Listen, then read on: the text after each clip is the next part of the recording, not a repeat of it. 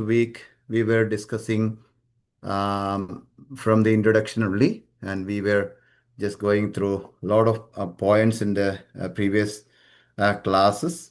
But again, we are starting with this point today, that how the Christian churches in Turkey was destroyed. ടർക്കിയിലുള്ളതായിരിക്കുന്ന അല്ലെങ്കിൽ എന്താ പറയുന്നത്, ഈ പുസ്തകം എഴുതുന്ന ആ 7 സഭകളൊക്കെ അടങ്ങിയിരുന്ന ആ സ്ഥലത്തൊക്കെ ഉണ്ടായിരുന്ന ആ ചർച്ചുകളൊക്കെ എങ്ങനെയാണ് നശിച്ചു പോയത് അല്ലെങ്കിൽ അതില്ലാതായി പോയത് എന്നുള്ളതായിരിക്കുന്ന ചിന്തയാണ് ഇപ്പോൾ ചിന്തിക്കാനായിട്ട് ഇന്ന് നമ്മൾ ആഗ്രഹിക്കുന്നത്. സോ വളരെ പ്രാർത്ഥനയോടുകൂടെ ദൈവസന്നിധിയിൽ ആയിരിക്കും. ആ കാര്യങ്ങൾ മനസ്സിലാക്കിയതിന് ശേഷമായിട്ട് നമുക്ക് തുടർന്നുള്ളതായിരിക്കുന്ന വിഷയങ്ങളിലേക്ക് പോകാൻ തക്കവണ്ണം കർത്താവ് സഹായിക്കട്ടെ. So when we study about how the Christian churches in Turkey, while Apostle John was writing this letter, we know that there were many churches, not only these 7 churches, but there were a lot of churches in those areas. But at the same time, today, we know that we cannot see any churches there these days. So what is the reason for that? And എന്തുകൊണ്ടാണ് ആ സഭകളൊക്കെ നഷ്ടപ്പെട്ടു പോയത്, നശിച്ചു പോയത് എന്നുള്ളതായിരിക്കുന്ന പ്രധാനപ്പെട്ട കാര്യങ്ങൾ മാത്രം ഒന്ന് ചിന്തിക്കാനായിട്ടാണ് ആഗ്രഹിക്കുന്നത്. The main thing was the persecution. Especially we are starting with the Caesar worship. You know that the Caesar worship was one of the religions during the time of Apostle John. We know that Julius Caesar is the Roman emperor, and Julius Caesar എന്ന് പറയുന്ന ആള്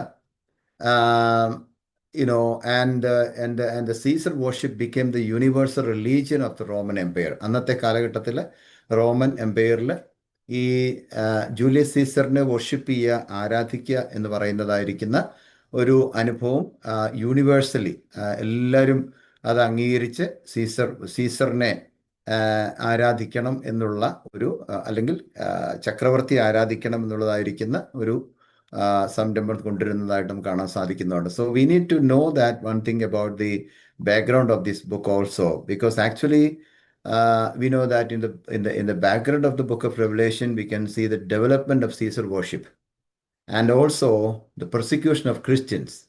So the Christians, those who did not agree to worship the Caesar, they were tortured brutally. So because നമുക്കറിയാം, സീസറിനെ ആരാധിക്കാനായിട്ട് മടിച്ചതായിരിക്കുന്ന അല്ലെങ്കിൽ വിസമ്മതിച്ചതായ ക്രിസ്ത്യാനികൾ അന്നുണ്ടായിരുന്നവരൊക്കെ ഒത്തിരി പീഡനങ്ങളിലൂടെ കടന്നു പോകാനായിട്ട് ഇടയായിത്തീർന്നു. വളരെ ക്രൂരമായിരിക്കുന്ന പീഡനങ്ങളിലൂടെ അവർ പോകാൻ തക്കവണ്ണം ഇടയായിത്തീർന്നെന്ന് നമുക്ക് ചരിത്രം പഠിക്കുമ്പോൾ മനസ്സിലാക്കാൻ സാധിക്കുന്നുണ്ട്. So that is the reason that John is longing to see the total destruction of Rome or the Babylon in Revelation chapter 17 verses 5 and 6.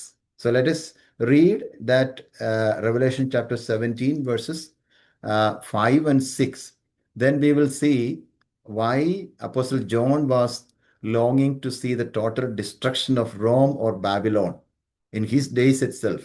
Because when he was seeing everything about the Babylon, ഈ ബാബിലോണിനെ കുറിച്ചും അല്ലെങ്കിൽ എന്താണ് റോമിനെ കുറിച്ചും അവരന്ന് ക്രിസ്ത്യാനികളെ പീഡിപ്പിച്ചുകൊണ്ടിരുന്നതായിരിക്കുന്ന അനുഭവങ്ങളെക്കുറിച്ചൊക്കെ കാണുന്ന ഉടനെ ആ ഒരു ചിന്ത യോഹന്നാൻ്റെ മനസ്സിലേക്ക് വന്നപ്പോഴത്തേക്കും യോഹന്നാൻ ഇത് ബാബിലോണൊക്കെ ടോട്ടലി ഡിസ്ട്രോയ് ആയ കൊള്ളാമെന്നുള്ള ചിന്തയിലേക്ക് പോകുന്ന ഒരു കാഴ്ചയാണ് നമുക്കവിടെ കാണാൻ തക്കവണ്ണം സാധിക്കുന്നത്. So let us read that portion, maybe Revelation chapter 17 verses 5 and 6 ഒന്ന് വായിക്കും.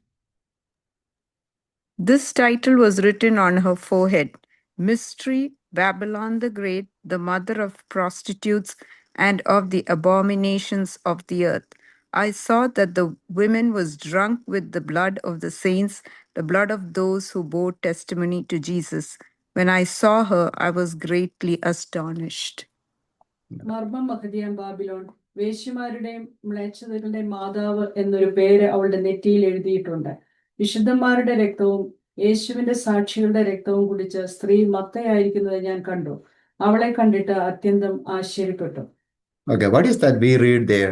Babylon, the mother of harlots, drunk with the blood of the saints and martyrs. അല്ലെ, മർമ്മം മഹദിയാം ബാബിലോൺ, വേശ്യമാരുടെയും മ്ലേച്ഛതകളുടെയും മാതാവ് എന്നൊരു പേര് അവരുടെ നെറ്റിയിൽ എഴുതിയിട്ടുണ്ട് എന്നൊക്കെ പറയുമ്പോൾ നമ്മൾ മനസ്സിലാക്കണം, യോഹന്നാൻ ഇത് കാണുമ്പോൾ തന്നെ തൻ്റെ ആഗ്രഹം എന്ന് പറയുന്നത് ഈ ബാബിലോൺ എങ്ങനെ നശിക്കാൻ സാധിക്കും, അല്ലെങ്കിൽ എങ്ങനെ നശിക്കും എന്നുള്ള ചിന്ത അത്രയും ക്രൂരമായിട്ടാണ് അന്നത്തെ കാലഘട്ടത്തിനകത്ത് ക്രിസ്ത്യാനികൾ പീഡിപ്പിക്കപ്പെട്ടിരുന്നതും. അതിൻ്റെ റീസൺസ് ഒക്കെ നമുക്ക് ഈ വാക്യത്തിൽ തന്നെ കാണാൻ സാധിക്കുന്നുണ്ട്. വളരെ മ്ലേച്ഛകരമായിരിക്കുന്ന ഒരനുഭവമായിരുന്നു അന്ന് ഉണ്ടായിരുന്നതെന്ന് നമുക്ക് മനസ്സിലാക്കാൻ സാധിക്കും. So the history says that by the time of Revelation Caesar worship was one of the religion which covered the whole Roman Empire.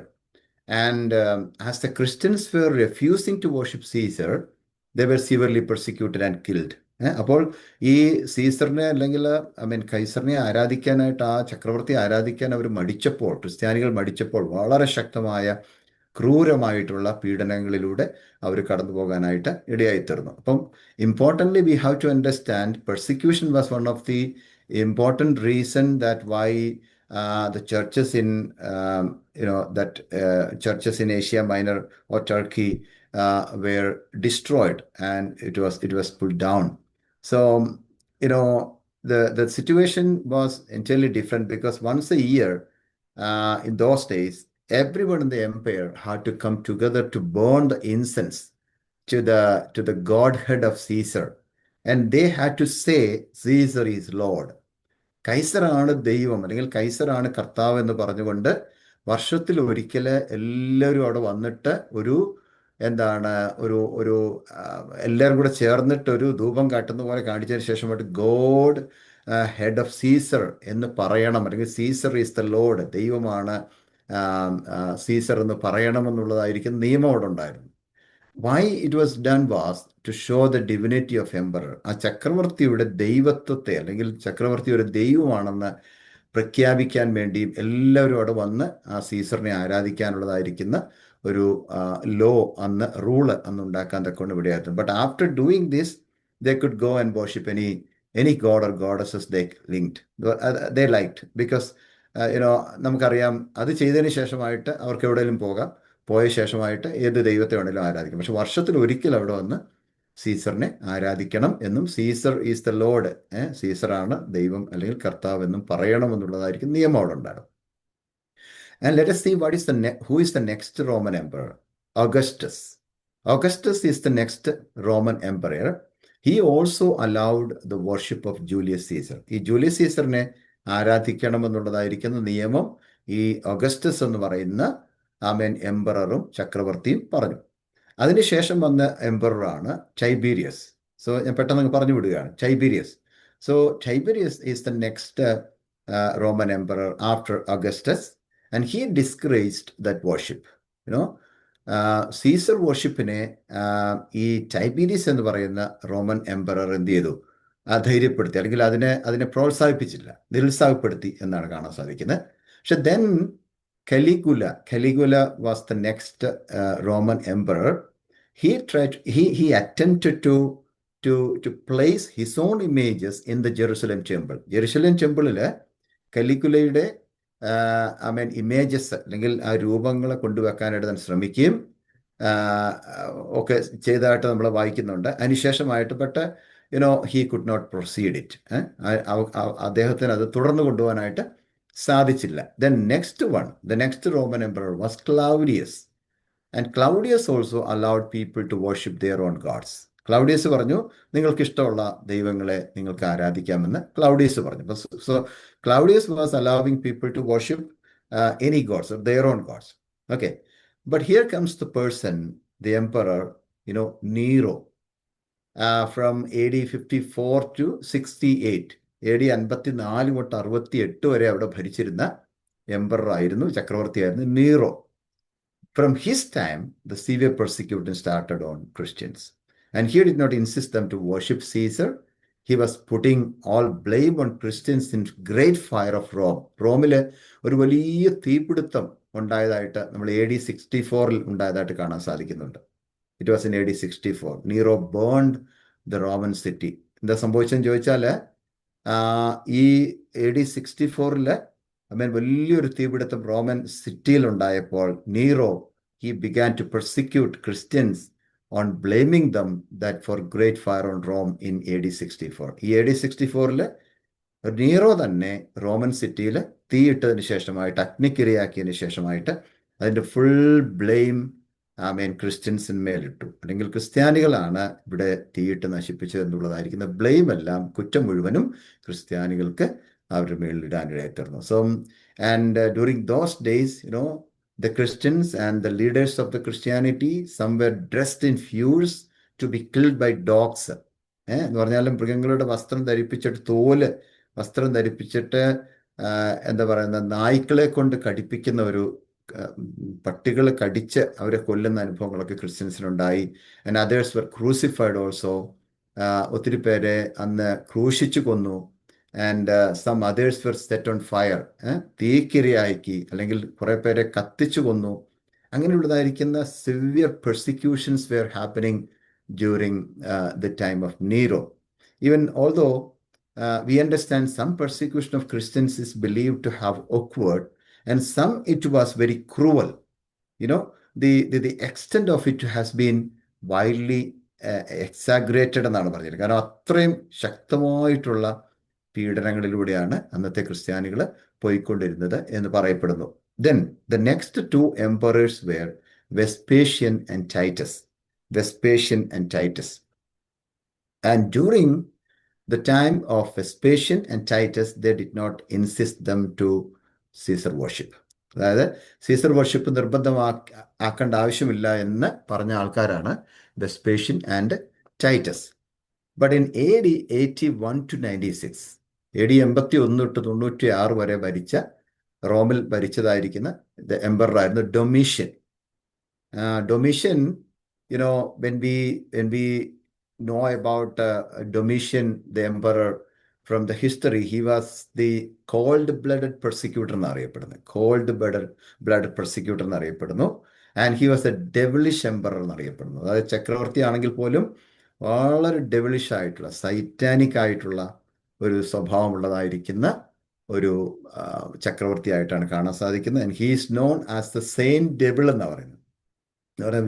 വിവേകമില്ലാത്ത ഒരു സാത്താനായിരുന്നെന്നാണ് അദ്ദേഹത്തെ വിളിച്ചുകൊണ്ടിരുന്നത്. വിവേകമില്ലാത്ത ഒരു സാത്താൻ. So he was known as the cold-blooded persecutor, and also he was known as the devilish emperor, and he was known as the saint devil. ഒരു വിവേകവുമില്ലാത്ത ഒരു സാത്താനെ പോലെയാണ് Domitian ചക്രവർത്തി ഇടപെട്ടുവിടുന്നത്. So he started to persecute the Jewish people and also the Christians. He started to persecute not only the Christians, but he started to persecute Jewish people, and he enacted himself as God and informed all that they must say, our Lord and God Domitian. അപ്പം ഡൊമിഷ്യന്റെ കാലഘട്ടത്തിലേക്ക് വന്നപ്പോഴത്തേക്കും Domitian എല്ലാവരോടും പറഞ്ഞു, നിങ്ങളെല്ലാവരും എന്നെ ആരാധിക്കണം. Domitian, അവർ lord and god Domitian, നമ്മുടെ കർത്താവും ദൈവമാകുന്ന ഡൊമിഷ്യൻ എന്ന് നിങ്ങൾ പറഞ്ഞ് അദ്ദേഹത്തെ ആരാധിക്കണമെന്ന് ക്രിസ്ത്യാനികളോടും യഹൂദന്മാരോടും നിർബന്ധമായിട്ടും ഡൊമിഷ്യൻ പറയാൻ തക്കവണ്ണം ഇടയായത്. And Domitian showed hatredness towards the Jewish people and also to the Christians. And it was during his time John the Apostle was banished to the island of Patmos. So ആ കാലഘട്ടത്തിലാണ് ഈ യോഹന്നാൻ അപ്പോസ്തലൻ പത്മോസിലേക്ക് നാട് കടത്തപ്പെടാൻ തക്കവണ്ണം ഇടയായി തീർന്നു. Now you just think about what happened to the Christian churches in those areas. അപ്പം അന്നുണ്ടായിരുന്ന ആ ക്രിസ്തീയ സഭകൾക്ക് എന്താണ് സംഭവിച്ചത്? യോഹന്നാൻ ഈ ബുക്ക് ഓഫ് റെവലേഷൻ എഴുതുന്ന സമയത്ത് ഈ സഭകളൊക്കെ അവിടെ ഉണ്ട്, പക്ഷെ ഒത്തിരി പെർസിക്യൂഷനിലൂടെ പോകുന്ന സമയമാണ്. പക്ഷെ what happened was, there are a lot of changes happened. There are a lot of deviations happened in the life of the Christianity during those days. Let us see, maybe very, very sadly we will have to say that those churches were gradually declining, and today we cannot see any Christian churches there because of many reasons. The deviations were happening during those days. So in different places, in different churches, in different Christian groups, the deviations happen both in lifestyle and in belief system of Christianity. അവർക്ക് പിടിച്ചു നിൽക്കാൻ പറ്റാതെ വന്നപ്പോൾ ഒത്തിരി compromise ചെയ്യേണ്ടതായിട്ട് വന്നു. അന്നത്തെ ക്രിസ്ത്യാനികൾക്ക്, അന്നത്തെ യഹൂദന്മാർക്കും ഈ റോമൻ ചക്രവർത്തിമാരുടെ ക്രൂരമായിരിക്കുന്ന പീഡനങ്ങൾ സഹിക്കാൻ വയ്യാതെ വന്നപ്പോൾ ഒത്തിരി അവര് മിങ്കിൾ ചെയ്യേണ്ടതായിട്ട് വന്നു. അവരുമായിട്ട് മിങ്കിൾ ചെയ്യുകയും അങ്ങനെയുള്ള ഡൊമീഷ്യനെ പോലുള്ള സീസറിനെ ഒക്കെ ആരാധിക്കുന്ന ഒരു സ്വഭാവത്തിലേക്ക് അവർ പോവുകയും ഡീവിയേഷൻസ് ഒത്തിരി ആപ്പൻഡ് ചെയ്തു. അതാണ് നമുക്ക് കാണാൻ സാധിക്കുന്നത്. And even in the lifestyle and also in the belief system of the Christianity you can see the deviations were happening there. And in first century, we know that churches were not at all giving importance to the building. അല്ലേ? അന്നത്തെ കാലഘട്ടത്തിൽ ചർച്ചുകളൊന്നും ഒരു ബിൽഡിങ്ങിന് വലിയ സ്ഥാനമൊന്നും കൊടുത്തിട്ടുണ്ടായിരുന്നില്ല. അല്ലെങ്കിൽ വലിയ വലിയ building പണിതിട്ടല്ല അവർ ആരാധിച്ചുകൊണ്ടിരുന്നത്. They were all gathering in houses. They had house churches, like വീടുകളിലാണ് അവർ കൂടിക്കൊണ്ടിരുന്നത്. And sometimes they were gathering under the tree. മരങ്ങളുടെയൊക്കെ ചുവട്ടിലാണ് അവർ ആരാധനയ്ക്ക് വേണ്ടി കൂടിക്കൊണ്ടിരുന്നത്, അല്ലെ വീടുകളിലൊക്കെയാണ് കൂടിക്കൊണ്ടിരുന്നത്. ഓക്കെ, സോ അതൊരു ഹൗസ് ചർച്ചസ് ആയിരുന്നു അന്നുണ്ടായിരുന്നു. വലിയ വലിയ ചർച്ചുകളൊന്നും ബിൽഡിങ്ങുകളൊന്നും ഉണ്ടായിരുന്നില്ല. So those days they had a spiritual thirst for worship. The situation was like that. അല്ല, അവർക്ക് അന്നൊരു ആത്മീക തീഷ്ണത ആദ്യ കാലഘട്ടങ്ങളിലൊക്കെ അവർക്കുണ്ടായിരുന്നു. ബിൽഡിംഗ് ഒന്നും ഇല്ലെങ്കിലും വലിയ ആത്മീക തീഷ്ണത, ദൈവത്തെ ആരാധിക്കണം, പോകണം, അല്ലെങ്കിൽ ഒരു ഫെലോഷിപ്പ് ആവശ്യമാണെന്നുള്ള ചിന്ത അവർക്കുണ്ടായിരുന്നുണ്ട്. വളരെ ആത്മാർത്ഥമായിട്ട് അവർ വളരെ തേഴ്സ്റ്റിയോടുകൂടെ തന്നെ, ദാഹത്തോടുകൂടെ കടന്നുപോയിട്ട് ദൈവത്തെ ആരാധിക്കുന്ന ഒരു അനുഭവമായിരുന്നു ആദ്യ കാലഘട്ടങ്ങളിൽ ഉണ്ടായിരുന്നത്. ഓക്കെ, സോ ആ സമയത്തൊന്നും അപ്പോസ്തലന്മാരോ അല്ലെങ്കിൽ ചർച്ച് ലീഡേഴ്സ് ഒന്നും പറഞ്ഞില്ല ഞാനാണ് രാജാവ്, അല്ലെങ്കിൽ നിങ്ങൾ എന്നെ ആരാധിക്കണം എന്നൊന്നും പറഞ്ഞില്ല. ഞാനാണ് ബോസ് എന്നൊന്നും ആരും പറയുന്നതായിട്ട് കാണുന്നില്ല. Okay, no apostles or no leaders said that I am the king, or you can say I am the leader or I am the boss. So all the believers must obey me. If not, you will be tortured or you will have to face the consequences. ഒന്നും ആരും പറഞ്ഞില്ല. അല്ലെ, നിങ്ങളെല്ലാവരും ഞങ്ങളെ, അപ്പോസ്തലന്മാരായ ഞങ്ങളെ, അല്ലെങ്കിൽ leaders ആകുന്ന ഞങ്ങളെ നിങ്ങളെല്ലാവരും ബോസായിട്ട് കരുതണം, രാജാവായിട്ട് കരുതണം, നിങ്ങളെല്ലാവരും ഞങ്ങൾ പറയുന്ന അനുസരിക്കണം, അല്ലെങ്കിൽ ഇതിൻ്റെ കോൺസിക്വൻസസ്, പരിണിത ഫലങ്ങളൊക്കെ അനുഭവിക്കേണ്ടി വരുന്നൊന്നും ആരും പറഞ്ഞതായിട്ട് നമുക്ക് കാണാൻ സാധിക്കുന്നില്ല. They were all humbly serving god. അല്ലേ, ആദ്യ കാലഘട്ടത്തിൽ ഉണ്ടായിരുന്ന അപ്പോസ്തലന്മാരും മിനിസ്റ്റേഴ്സ് എല്ലാവരും എങ്ങനെയാണ്? They were all humbly serving god. വളരെ താഴ്മയോടുകൂടെ ദൈവത്തെ സേവിച്ചവരായിരുന്നു എന്ന് നമുക്ക് കാണാൻ തക്കവണ്ണം സാധിക്കുന്നുണ്ട്. Even they were not giving importance for the customs and rituals, right? They were not giving importance for the customs and rituals, but for the spirituality. And they were, when they were gathering together, they were trying to find time for edifying one another with the word of God. Every person will share something, and each other they were trying to edify themselves. They were trying to encourage themselves, because they were all humbly serving God, and they were all corporately participating in the meetings and fellowship meetings and everything. So that was the situation in the previous, in the initial stage of the first century, because they were not giving any importance for the customs or rituals. Okay, but at the same time, there were no priests also in the New Testament church during those days. There were no priests. When we read Bible, we understand from the book of Ephesians that the New Testament church is having only fivefold ministers. Okay, fivefold ministries, or 5 offices are there of the New Testament church: apostles, prophets, pastors or shepherds, evangelists and teachers. Okay, apostles, prophets, pastors അല്ലെങ്കിൽ shepherd, ഇടയന്മാർ എന്ന് പറയാം, അല്ലെങ്കിൽ പിന്നെ ഇവാഞ്ചലിസ്റ്റും ടീച്ചേഴ്സും. ഇത്രയും ഒരു 5 fold ministries ആണ് പുതിയ നിയമം നമുക്ക് കാണാൻ തക്കവണ്ണം സാധിക്കുന്നത്. So they didn't have any special garments or priestly gown to do the ceremonies and ministries. Those leaders and those pastors or those evangelists or teachers or apostles or prophets or shepherds, they were not having any special garment on those days. Okay, no ceremonies like that. മറ്റ് എന്താണ്, പ്രത്യേകിച്ചൊരു ഗൗണൊക്കെ ഇട്ടുകൊണ്ടൊന്നും അല്ല അവർ അന്ന് ശുശ്രൂഷ നടത്തിക്കൊണ്ടിരുന്നത്. അവർക്ക് ആർക്കും ആദ്യ കാലഘട്ടങ്ങളിൽ ഇതൊന്നും ഇല്ലായിരുന്നു. Okay, but let me tell you one thing: if there is a dress code for pastors or leaders, it doesn't matter. There is no problem if you're making a dress code or something like that, but should not say that dress code is holy and we must respect the garment. അല്ലേ, നമുക്കിപ്പം പാസ്റ്റേഴ്സിനോ അല്ലെങ്കിൽ ലീഡേഴ്സിനോ ഒരു പ്രത്യേക ഒരു വസ്ത്രം അല്ലെങ്കിൽ ഒരു വസ്ത്രം കൊടുത്താൽ കുഴപ്പമൊന്നുമില്ല, അല്ലെങ്കിൽ ഒരു വൈറ്റ് വസ്ത്രം ഇടണമെന്നോ അല്ലെങ്കിൽ എന്തെങ്കിലും ഒരു സ്പെഷ്യലായിട്ട് എന്തെങ്കിലും ഒരു ഡ്രസ്സ് കൊടുത്താൽ ഡ്രസ് കോഡ് ഉണ്ടെങ്കിൽ നല്ലത് തന്നെയാണ്, കുഴപ്പമുള്ള കാര്യമൊന്നുമല്ല. പക്ഷേ അതേസമയം എവിടെ പ്രശ്നം കിടക്കുന്നത് ചോദിച്ചാൽ ആ ഡ്രസ്സിനെ നമ്മൾ എന്ത് ചെയ്യരുത്, അല്ലെങ്കിൽ ആ ഗാർമെന്റിനെ, ആ വസ്ത്രത്തെ നമ്മൾ ആരാധിക്കാനോ അല്ലെങ്കിൽ വസ്ത്രം ഹോളിയാണ്, അത് വിശുദ്ധമാണ് എന്ന് ചിന്തിക്കാനോ പാടില്ല എന്നാണ് ഞാൻ വിശ്വസിക്കുന്നത്. കാരണം Bible very clearly says that we all are royal priests and kings, right? നമ്മളെല്ലാവരും ആരാണ്? രാജകീയ പുരോഹിത വർഗമാണ്. അതുകൊണ്ട് നമുക്കാർക്കും അങ്ങനെ പ്രത്യേകതകളൊന്നും പ്രത്യേകിച്ചില്ല. എല്ലാവരും രാജകീയ പുരോഹിത വർഗമാണെന്നാണ് ദൈവത്തിൻ്റെ വചനം പറയുന്നത്, ഫസ്റ്റ് പീറ്ററിലൊക്കെ പറയുന്നത്. So this is one of the important point that we have to understand.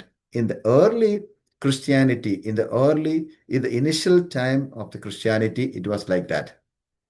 There was no politics in the churches. There was no divisions among the believers. Of course, there were divisions among the believers of Corinth church, the church at Corinth. We know that. But generally, they were all working unanimously with the purpose of winning more souls and equipping them for the coming of Jesus Christ. Okay? But later, what happened? Even today, what is happening? This is the deviation. When the deviations were happening in Christianity, the fellowship or the church became established organization and denominations today. അല്ലേ? അത്രയും ഭംഗിയായിട്ട് അവരെ ചെറിയ ചെറിയ കൂട്ടങ്ങളായിട്ടൊക്കെ house church പോലൊക്കെ കൂടിക്കൊണ്ടിരുന്നത് എന്ത് ചെയ്തു? കുറെ നാൾ കഴിഞ്ഞപ്പോഴത്തേക്ക് ഈ പ്രോസിക്യൂഷൻ കഴിഞ്ഞതിന് ശേഷം റോമൻ ചർച്ചൊക്കെ വന്നപ്പോഴത്തേക്ക് വലിയ ബിൽഡിങ്ങുകളായി തുടങ്ങി. Okay, today what is happening, the small fellowship or the church became established and it became organizations and denominations and it became as a ritualistic worship system. അല്ലേ?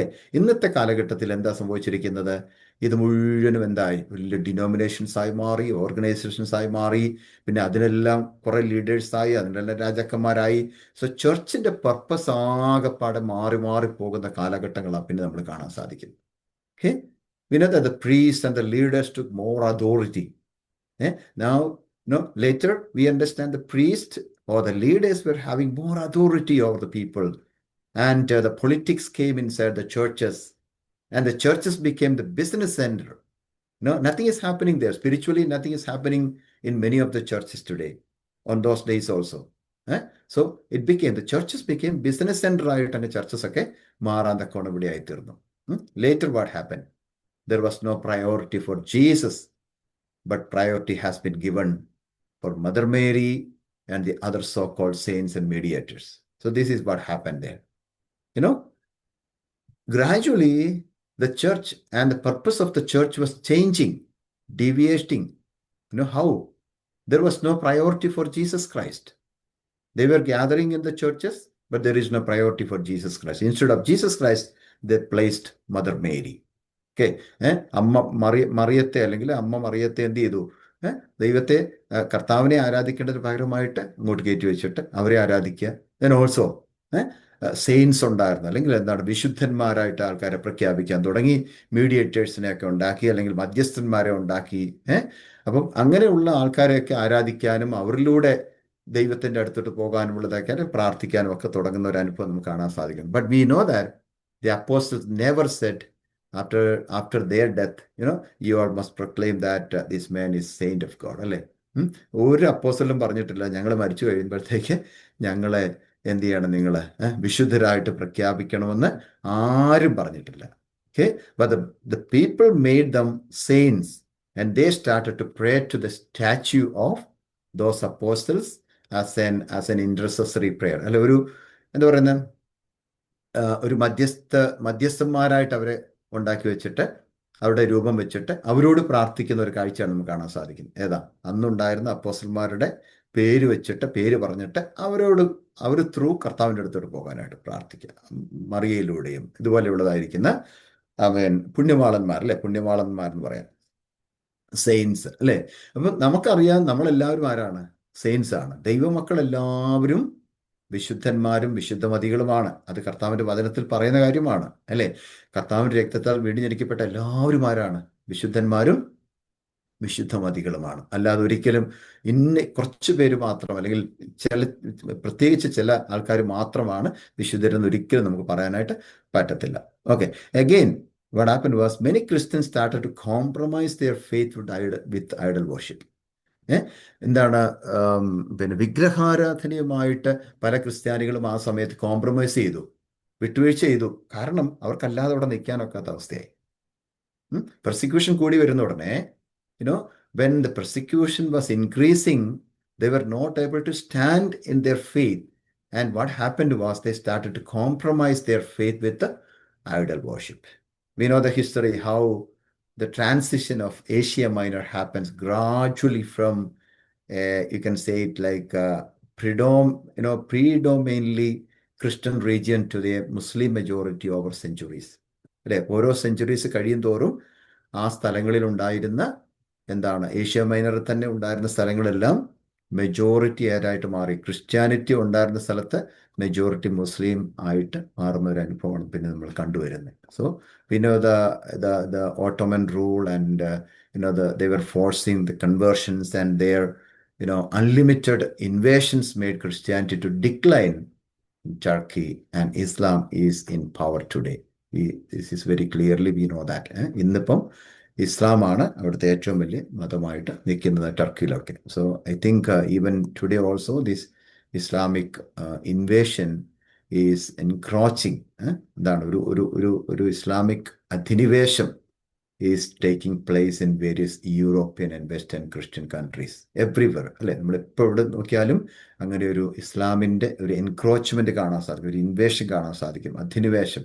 അവർ ചെന്ന് അത് പിടിച്ചടക്കുന്ന ഒരു അനുഭവം നമുക്കിപ്പം മിക്ക യൂറോപ്യൻ ആൻഡ് വെസ്റ്റേൺ കൺട്രീസിൽ നമുക്ക് കാണാൻ സാധിക്കുന്നുണ്ട്. So before we get in to the chapters and the deep meanings of every topics and also the eschatological events, we need to pray for the wisdom and guidance of the Holy Spirit to rightly interpret the word and also to grasp the things in a proper way. So prayerfully let us sit in the presence of God as we enter into the book of Revelation today.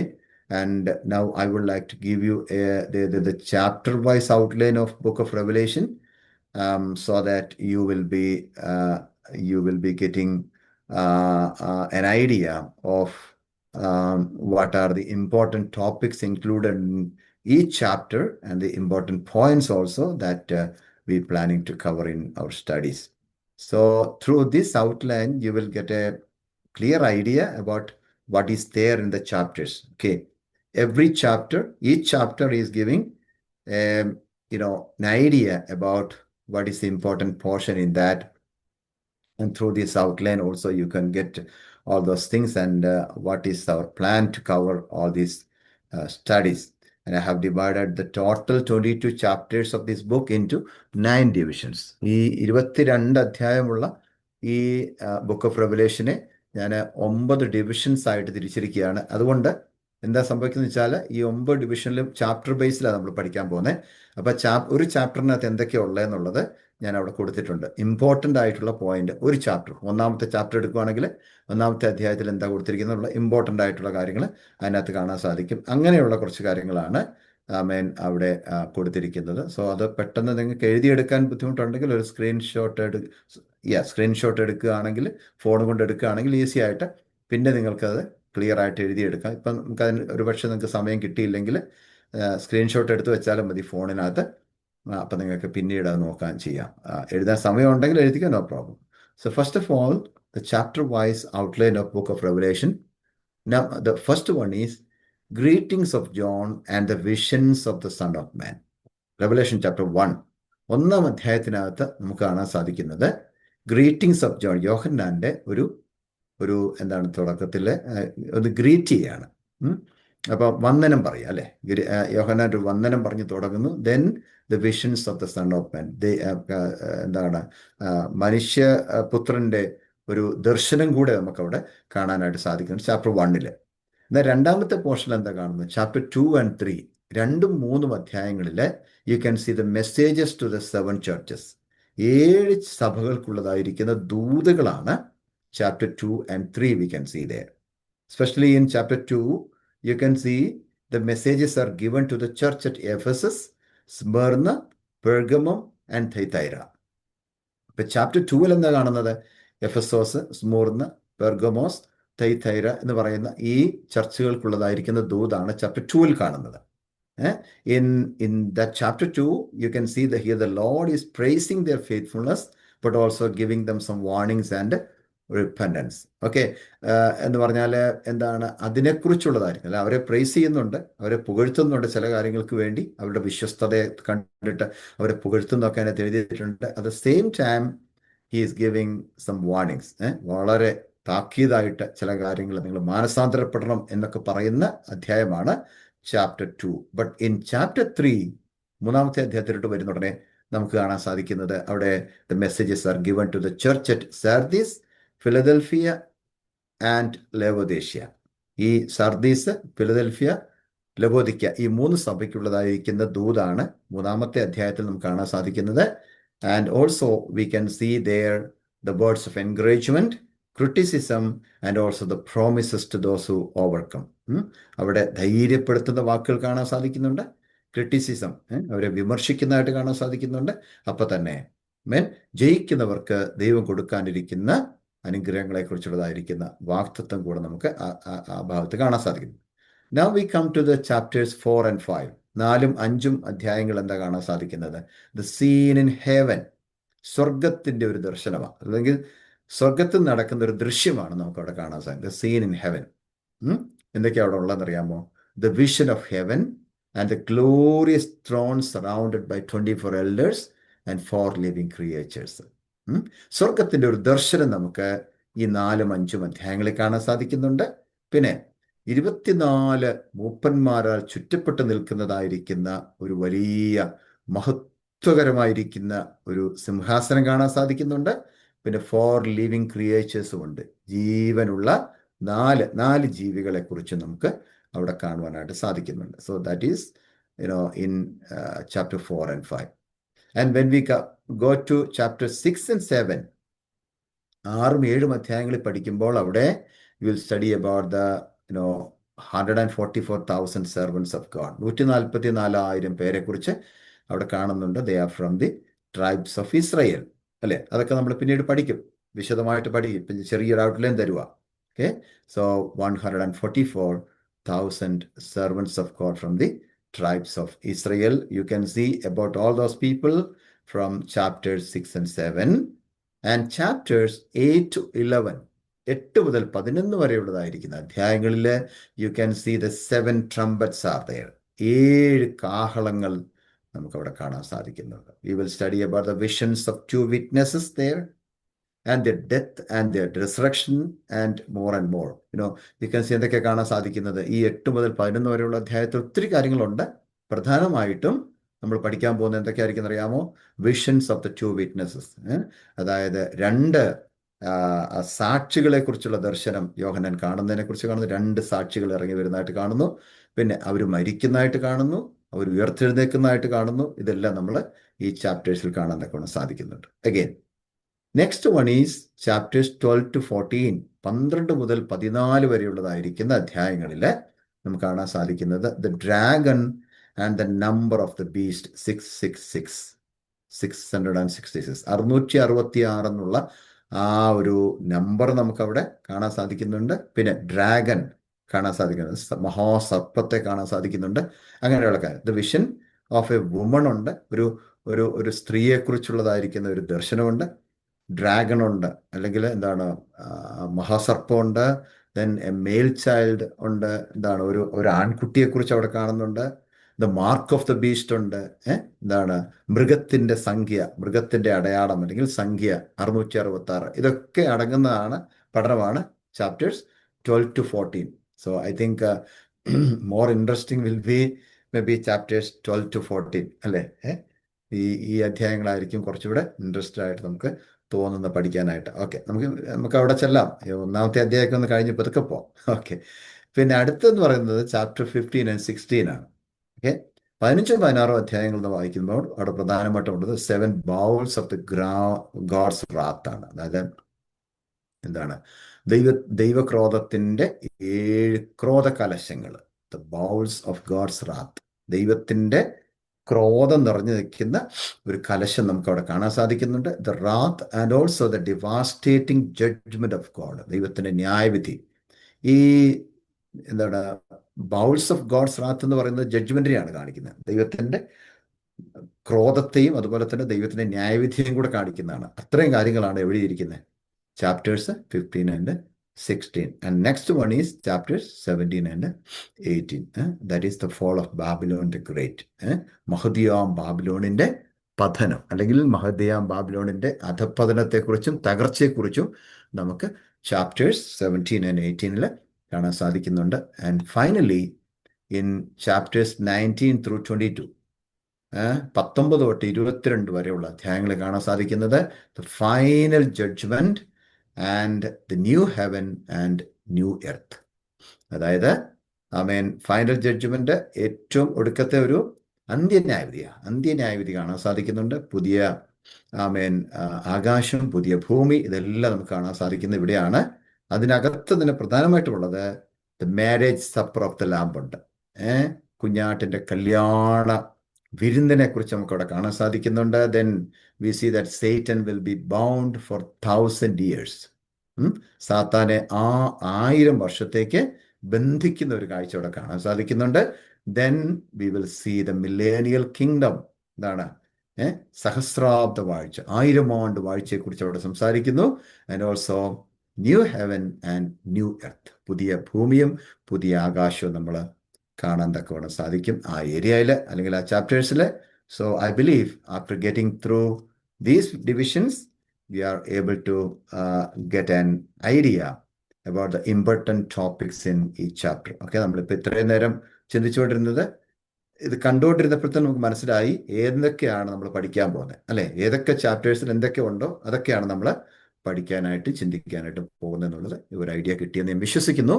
വിശ്വസിച്ചുകൊണ്ട് നമ്മൾ chapter 1 ഇന്ന് പ്രവേശിക്കുകയാണ്. പ്രാർത്ഥനയോടുകൂടെ chapter 1 പ്രവേശിക്കുകയാണ്.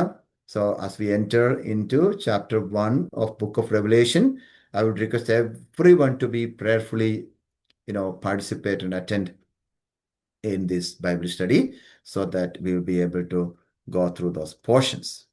So let us read verse 1 of chapter 1. ഒന്നാം അധ്യായത്തിന്റെ ഒന്നാമത്തെ വാക്യം നമുക്ക് വായിക്കാം. The revelation of Jesus Christ, which God gave him to show his servants what must soon take place, he made it known by sending his angel to his servant John. യേശുക്രിസ്തുവിന്റെ വെളിപ്പാട് വേഗത്തിൽ സംഭവിക്കാനുള്ളത് തന്റെ ദാസനെ കാണിക്കേണ്ടതിന് ദൈവം അത് അവന് കൊടുത്തു. അവൻ അത് തന്റെ ദൂതൻ മുഖാന്തരം അയച്ച് തന്റെ ദാസനായ യോഹന്നാന് പ്രദർശിപ്പിച്ചു. Okay. First of all, we see that the revelation of Jesus Christ എന്നുള്ള പദപ്രയോഗമാണ് കാണാൻ സാധിക്കുന്നത്, അല്ലെ? യേശുക്രിസ്തുവിന്റെ വെളിപ്പാട്, the revelation of Jesus Christ. We know how the revelation comes to men. മനുഷ്യരിലേക്ക് ഈ വെളിപ്പാട് എങ്ങനെയാണ് വരുന്നത്? First of all, the revelation begins with the Lord. ദൈവത്തിൽ നിന്നാണ് ഈ റെവലേഷൻ ആരംഭിക്കുന്നത്. The revelation begins with the Lord. ദൈവത്തിങ്കൽ നിന്നാണ് ഈ റെവലേഷൻ, ഈ വെളിപ്പാട് ആരംഭിക്കുന്നത്. Secondly, the revelation given to Jesus Christ. യേശുക്രിസ്തുവിലേക്കാണ് ഈ വെളിപ്പാട് കൊടുക്കുന്നത്. Let us read John chapter 12 verse 49. John chapter 12 verse 49. ഞാൻ സ്വയമായി സംസാരിച്ചിട്ടില്ല, എന്നെ അയച്ച പിതാവ് തന്നെ ഞാൻ ഇന്നത് പറയണമെന്നും ഇന്നത് സംസാരിക്കണമെന്നും കൽപ്പന തന്നിരിക്കുന്നു. Okay, so the commandment is given to Jesus Christ from Father God. So the revelation is coming from God himself, but the revelation is given to Jesus Christ according to John chapter 12 verse 49. Okay? Thirdly, the revelation is sent to John through an angel. എന്താണ്? ഒരു ദൂതനിലൂടെ യോഹന്നാന് ഈ revelation കൊടുത്തു, വെളിപ്പാട് കൊടുത്തു. വരുന്നത് മുകളിൽ നിന്നാണ്, സ്വർഗത്തിലെ ദൈവത്തിൽ നിന്നാണ്, ത്രൂ ജീസസ് ക്രൈസ്റ്റ് ആണ്. അതേസമയം ജീസസ് ക്രൈസ്റ്റിനെ കുറിച്ചുള്ളതായിരിക്കുന്ന വെളിപ്പാട് യോഹന്നാന് കൊടുക്കാനായിട്ട് ഒരു ദൂതനെ ഏൽപ്പിക്കുന്നതായിട്ടാണ് ഈ വാക്യം നമ്മൾ പഠിപ്പിക്കുന്നത്. And fourthly and finally the revelation is given to John. യോഹന്നാന് എന്ത് കിട്ടി? ഈ റെവലേഷൻ കിട്ടുകയാണ്. When he was in Patmos, the island of Patmos, John was receiving that vision about the Son of Man or about Jesus Christ. Okay, so why he was receiving that vision from God or revelation from God? Because it was John's intimacy with the Lord made him to receive the revelation. യോഹന്നാന് ദൈവത്തോടുള്ളതായിരിക്കുന്ന ആ അഭേദ്യമായിരിക്കുന്ന ബന്ധത്തിന്റെ അടിസ്ഥാനത്തിലാണ് തനിക്ക് ആ വെളിപ്പാട് പ്രാപിക്കാൻ തക്കവണ്ണം ഇടയായി തീർന്നത്. We know one thing, that the Lord reveals his truth to the people who are close to him. അല്ലെ, ദൈവത്തോട് അടുത്തിരിക്കുന്ന ആൾക്കാരാണ് ദൈവത്തിന്റെ വെളിപ്പാടുകൾ ദൈവം കൊടുക്കുന്നത്. അല്ലാതെ ഉഴപ്പി നടക്കുന്നവർക്കല്ല ദൈവം തന്റെ വെളിപ്പാടുകളെ കൊടുക്കുന്നത്. ദൈവത്തിന്റെ ആത്മാവ് സംസാരിക്കുന്നതും ദൈവത്തിന്റെ ഇടപാടുകൾ അനുഭവിച്ചറിയാൻ കഴിയുന്നതും ദൈവത്തിന്റെ വെളിപ്പാടുകളെ പ്രാപിക്കാൻ കഴിയുന്നതും എത്രത്തോളം ദൈവത്തോടൊരു വ്യക്തി അടുത്തിരിക്കുന്നു അതിന്റെ അടിസ്ഥാനത്തിലാണ്. How much a person is keeping that intimacy with Jesus Christ or the Lord, we know that that person is receiving the revelation from God. ദൈവത്തിന്റെ വെളിപ്പാടുകൾ ആ വ്യക്തിക്ക് കൊടുക്കാനിടയായിട്ടുണ്ട്. That's what we are reading in Genesis chapter 18 verse 17. In Genesis chapter 18 verse 17 we are reading that then the Lord said, shall I hide from Abraham what I am about to do? അല്ലെ, ഞാൻ ചെയ്യാനിരിക്കുന്നത് അബ്രഹാമിനെ പോലെയുള്ളൊരു മനുഷ്യനിൽ നിന്നും മറച്ചു വെക്കുമോ എന്നാണ് ചോദിച്ചിരിക്കുന്നത്. Okay, shall I hide from Abraham what I am about to do? ഞാൻ ചെയ്യാനിരിക്കുന്ന കാര്യങ്ങൾ, അല്ലെങ്കിൽ ഞാൻ വെളിപ്പെടുത്താനിരിക്കുന്ന കാര്യങ്ങൾ അബ്രഹാമിനെ പോലെ ഒരാളുടെ അടുത്തൊന്ന് മറച്ചു വയ്ക്കുമോ? ഒരിക്കലുമില്ല. Okay, so for example, we know about Abraham. God decided to destroy Sodom and Gomorrah. അല്ലെ, സോദം ഗൊമോറ നശിപ്പിക്കാനായിട്ട് ദൈവം തീരുമാനിക്കുകയാണ്. Not to all he revealed, but he revealed only to Abraham, who had a close relationship with God. അത്രമാത്രം ദൈവത്തോട് അടുത്തിരുന്ന Abraham, അല്ലെങ്കിൽ ഏറ്റവും ഫ്രണ്ടായിരിക്കുന്ന, close friend ആയിരുന്ന, ഏറ്റവും അടുത്ത സുഹൃത്തായിട്ട് ജീവിച്ച എബ്രഹാമിന് എന്ത് ചെയ്തു? അത് വെളിപ്പെടുത്തി കൊടുത്തു. എന്താണ്? സോദം ഗൊമോറയെ ഞാൻ നശിപ്പിക്കാൻ പോകുകയാണ് എന്നുള്ള ആ വെളിപ്പാട് അബ്രഹാമിന് കൊടുത്തതുപോലെ ഇവിടെയും ജോൺ ദി അപ്പോസ്റ്റൽ, യോഹന്നാൻ അപ്പോസ്റ്റലിന് ഈ വെളിപ്പാട് കൊടുക്കുന്നതായിട്ടാണ് നമുക്ക് കാണാൻ തക്കവണ്ണം സാധിക്കുന്നത്.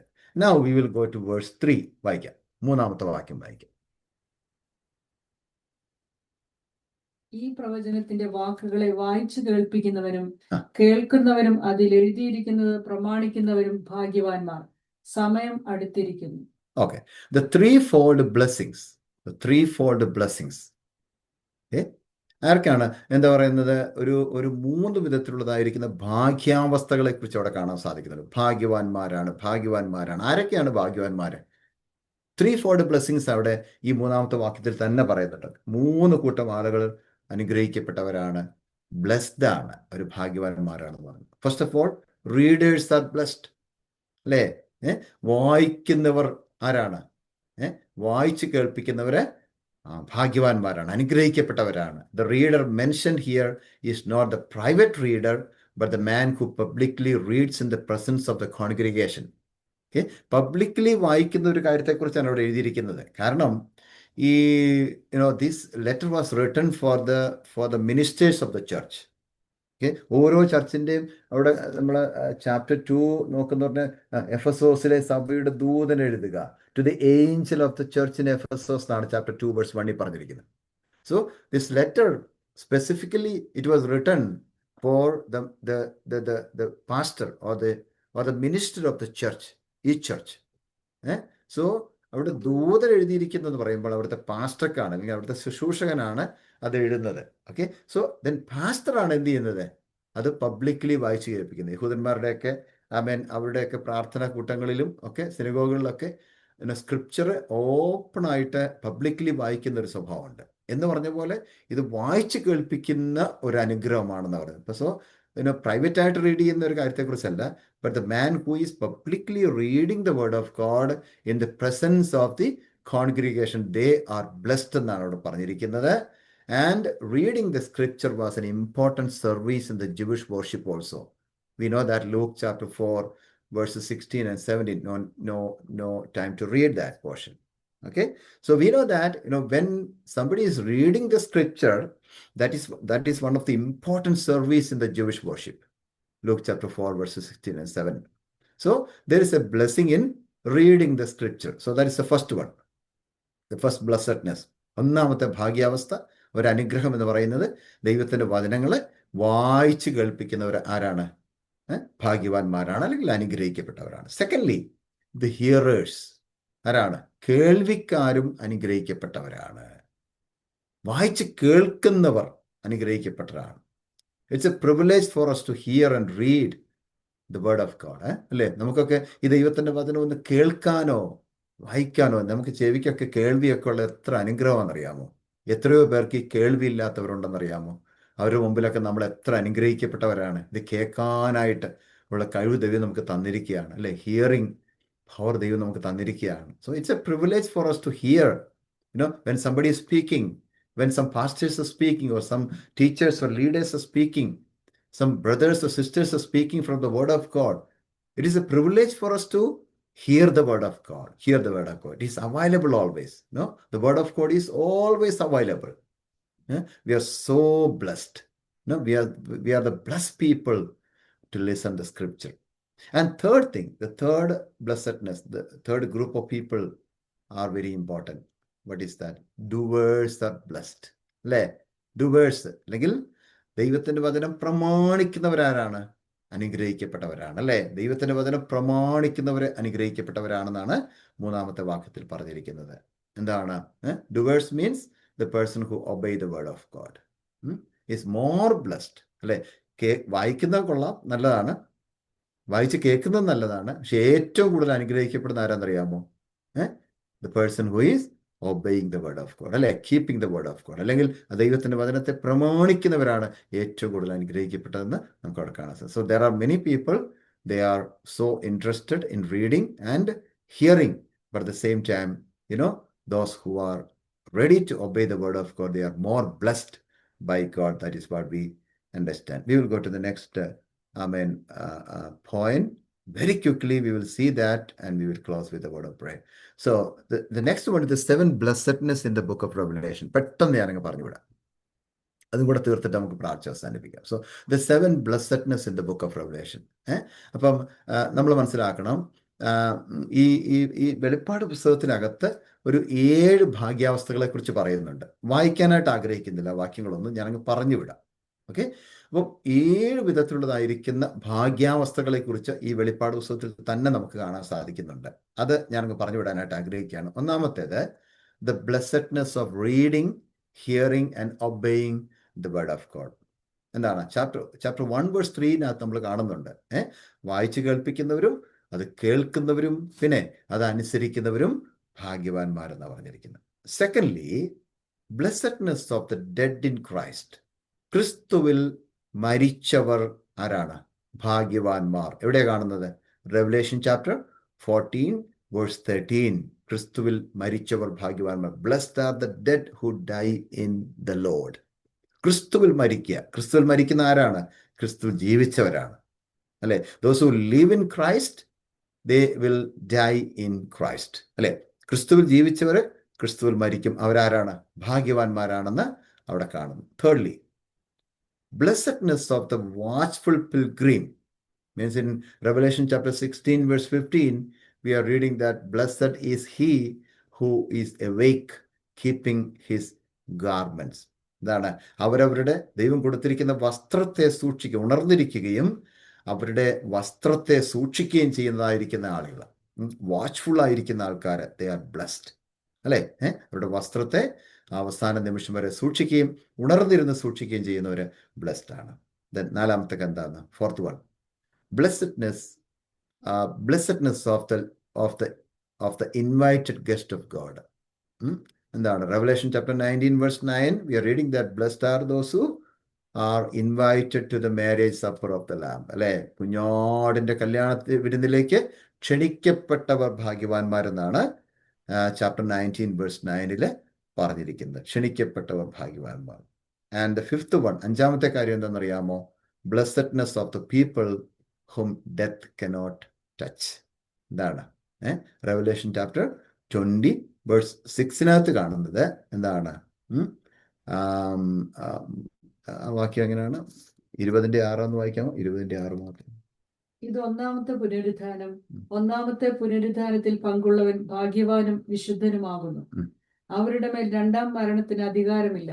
രണ്ടാം മരണത്തിന് അധികാരമില്ല എന്ന് പറഞ്ഞാൽ blessedness of the people whom death cannot touch. അപ്പോൾ ക്രിസ്തുവിൽ മരിക്കുന്ന ആൾക്കാരെ രണ്ടാമത്തെ മരണത്തിന് അവർക്ക് ഒരിക്കലും അവരെ ടച്ച് ചെയ്യാനൊക്കത്തില്ല. അവർക്ക് ഒരു അധികാരമില്ലെന്ന് പറഞ്ഞാൽ ബ്ലെസ്സഡ്നെസ് is he who blessed is he who shares in the first resurrection എന്നതിൻ്റെ അർത്ഥം.